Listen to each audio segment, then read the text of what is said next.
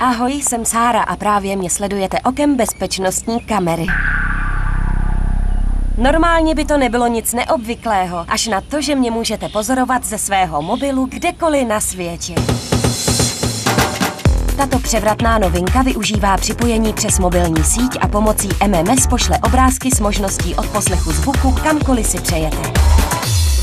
Nenapadlo vás někdy, když opouštíte svou chalupu, chatu nebo odcházíte z bytu či domu, jak vyzrát na zloděje? Zavoláte své kameře a ta vám odhalí, co se ve vašem teritoriu právě děje.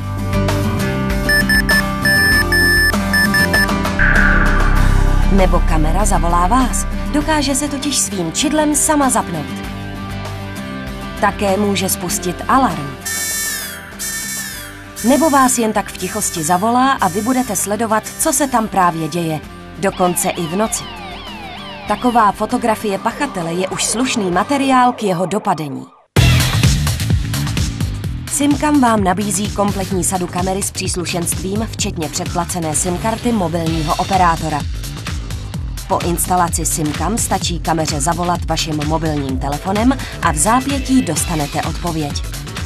Pomocí dálkového ovladače si ještě nastavíte režim střežení. Někdy bych si přála být na několika místech najednou. SimCam mi to teď umožní. Pokud chcete více informací, obraťte se na prodavače nebo jděte na www.simcam.cz. A není to drahé. Koupíte si SimCam kameru a pak jen platíte za odeslané SMS a MMS zprávy. Žádný paušál. Naschledanou.